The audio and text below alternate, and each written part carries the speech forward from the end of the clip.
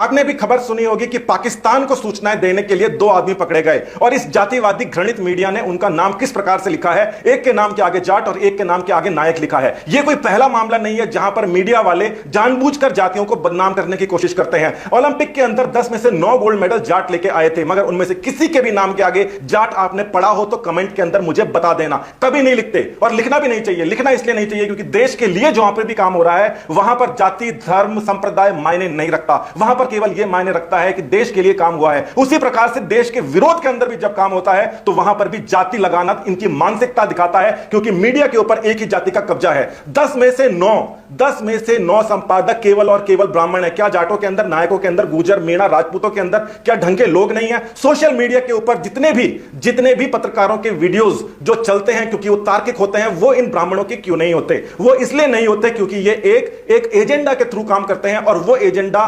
जातिवाद होता है और उस जातिवाद से आपको बाहर निकलना पड़ेगा। आप खुद ही बता दीजिए, आप खुद बताइए कि किसी भी न्यूज़पेपर के अंदर कहीं पर भी किसी भी नाम के आगे ब्राह्मण लिखा आपने देखा है तो बताइए। नहीं लिखते तो फिर जाट लिखने की, गुर्जर लिखने की, राजपूत लिखने की क्या जरूरत पड़ी है? हमेशा अलग अलग जातियों का नाम बदनाम करने के लिए लिखना बंद कर देना चाहिए। मैं केवल बार बार ब्राह्मण इसलिए बोल रहा हूं क्योंकि 10 में से 9 संपादक आज भी भास्कर हो, पत्रिका हो, जागरण हो, ये हो वो हो, किसी से भी पता कर लीजिए, किसी भी पत्रकार से पता कर लीजिए कि वहां पर डिसाइड करने वाला कि इस खबर को किस प्रकार से छपेगी वो ब्राह्मण होते हैं। इसके अंदर मुझे आपत्ति नहीं है, मगर मुझे इस बात की आपत्ति है कि जिस हिसाब से दूसरे लोगों को टारगेट किया जाता है, भ्रष्टाचार निरोधक जितने भी मामले आते हैं, अगर कोई मीणा का, गुर्जर मीणा का तो खासकर मामला आ जाए, उसको एक हफ्ते तक बताते हैं कि इस मीणा ने ये किया, ये यहां पर जाके ये बात कर रहा था, वो कर रहा था। शर्मा का मामला आता है तो उसके नाम के आगे या तो शर्मा नहीं लिखते या फिर खबर ही गायब कर दी जाती है। मेरे पास से पूरी लिस्ट है और मैं इसके ऊपर 2 साल से काम कर रहा हूं। मैं सिर्फ यह देख रहा हूं कि किस प्रकार से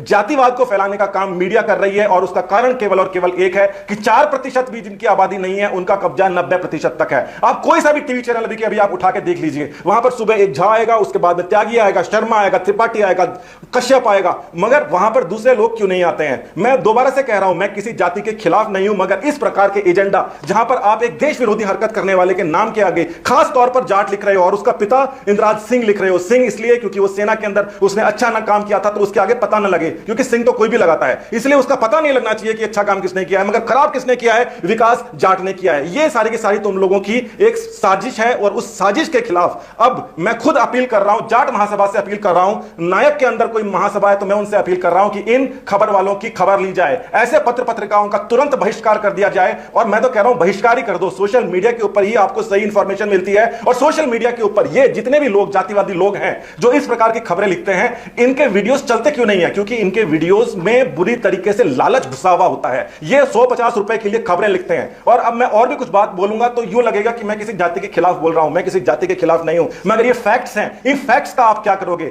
ये फैक्ट बिल्कुल आप DIPR की वेबसाइट के ऊपर जाके आप देखो, वहां पर जितने भी एडिटर्स हैं उसके अंदर सारे के सारे ब्राह्मण क्यों हैं? जितने भी यहां पे एंटी करप्शन के मामले होते हैं उसके अंदर जब भी कोई मीणा, गुर्जर, जाट, राजपूत, नायक, बिश्नोई कोई भी आता है तो सबसे ऊपर उनका नाम लिखा होता है। शर्माओं के नाम कहां गायब हो गए?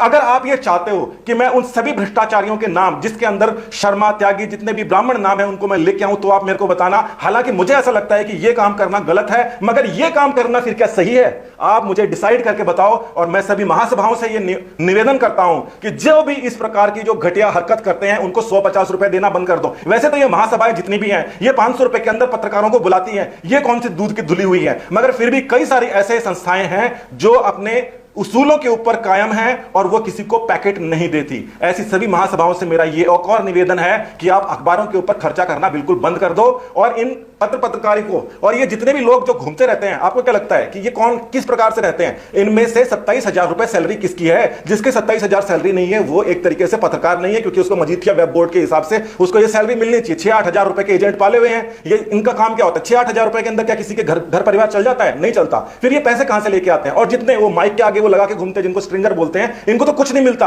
एक खबर तो आई थी, मैं चैनल का नाम नहीं लूंगा, 25,000 रुपए लगते हैं उनका माइक को लेकर घूमने के। और वो 25,000 के अंदर अगर मैं माइक लेकर आ जाऊंगा तो फिर मैं खुद क्या कमाऊंगा? ये कमाते कहां से हैं? इस नेताजी के गए, इसकी बाइक ले आई, उसके चल गए, पैसे मिल गए, होली दिवाली के ऊपर खर्चा मिल गया, किसी स्कूल के अंदर गए सवारी से मिल गया। यानी कि एक तरीके का यह भ्रष्टाचार है। यह भ्रष्टाचार ये जातिवाद से ही डराइव्ड है। छोटी छोटी चीजों की बिल्कुल इतने 11-21 रुपए जो रुपए ले लेते हैं। इस प्रकार की चीजों से बाहर निकलो, देश के बारे के अंदर सोचो, और देश के बारे में तभी सोचोगे जब इस प्रकार की जो घृणित जो खबरें हैं उसको आप लिखना बंद कर दोगे। बहुत बहुत धन्यवाद। मैं यशवंत चौधरी और मैं गर्वीला जाट हूं।